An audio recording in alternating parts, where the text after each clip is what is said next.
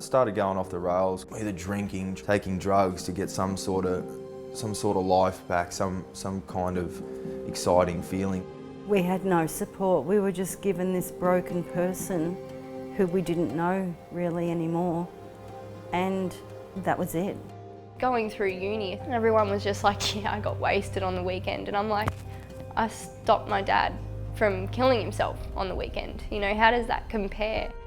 Australian men who are military veterans are 13% more likely to commit suicide than the general population. Those aged 18 to 29 are most at risk. The depression started, then the anxiety started. My PTSD symptoms were quite extreme at the time. Kyle Goodman is 29 years old. He was a gunner in the Australian Army for 7 years and was deployed overseas 3 times. Yeah, so I had a 21st birthday, 2008 in Afghanistan. The second I got back, I noticed it affected me quite a lot, just getting back into normal life. I started drinking quite heavily and taking drugs. I got to a point where I didn't think life was just a very nice thing anymore. I didn't care at one stage if I was alive or dead. When he returned from his second tour in Afghanistan, Kyle took time off and then finally discharged from the army. But it was a difficult transition. Parading in the morning, you're training, you're doing all this stuff every day, then you're on ops, you're there with your mates again. When you're missing that and you get out, I don't know, it's just very confusing in itself. Your identity isn't there again. You're trying to find that identity, and that's the worst thing when you don't feel at home.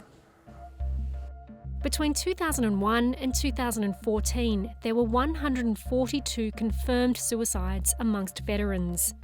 There have been 7 veteran suicides this year. A report from the National Mental Health Commission found that leaving defence and adjusting to civilian life increases the risk of suicide and self-harm. Do you want ham or chicken? Chicken, please. The families of veterans also report higher rates of mental health-related issues. He was my stepdad. He has basically been in my life for as long as I can remember. He was very much a second dad.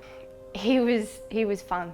Andrew Mung Perry was an airfield defence guard in the RAAF. The change happened when he came home from Afghanistan that last time. He was very, rather than jokey, sort of very cynical and very serious, and I sort of lost that friend in him. I couldn't really joke with him anymore. I couldn't have games with him and just be what we used to be. You can see how much weight he's lost, how he's aged. He's just clearly not the same man. I dealt with him in a lot of his attempts, having to take knives off him, having to take a noose off his neck, just so emotionally draining. And for us, it was just another show of help, and we just needed to let him go through that little moment, and he always came back, but this time he didn't. He tried 8 times, and on the 8th he was successful.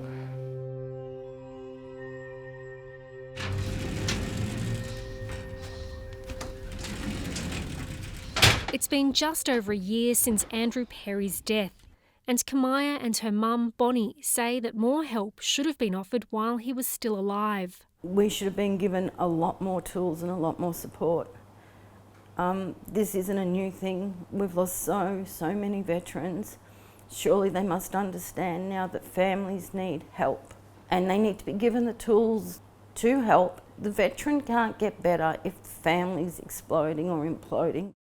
A Senate inquiry is currently looking at the high rates of suicide for veterans in an effort to try and speed up reforms within the system. When you're talking about suicide and self-harm, you're talking about very complex phenomena.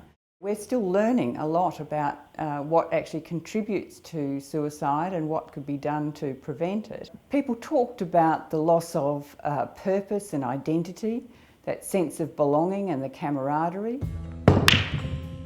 Don't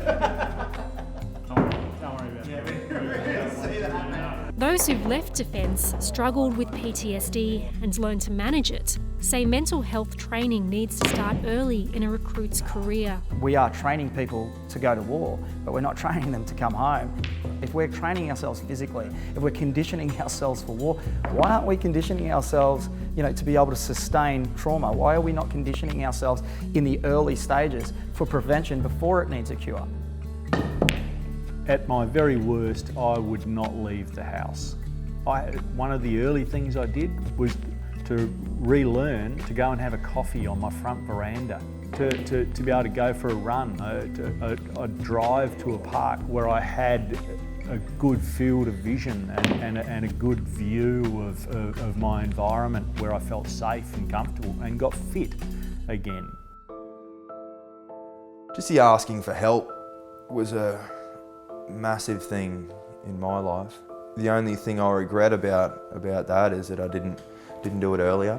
I should have put my hand up a long time before. It still is a bit of a roller coaster, I guess, living with PTSD, anxiety, depression, I don't know, just in a way the roller coaster's just slowed down a little. Kamaya is working on a support website for the children of veterans. You forget that the kids need that voice too, so what I've got is a website for just the children. Could be anywhere between 13 and 21, where we can just vent. She wants to try and stop the trauma from being passed down through the generations. I still now have concern for my mum, because Andrew was taken away from me. I passed all of that on to Mum. A lot of the time I get a lot of anxiety because Mum hasn't messaged me back within the hour, and it's like, well, what's she doing? I check and make sure that she's still alive. We didn't get the chance to say goodbye, and that's something that we will never get. But you've just got to live with that now.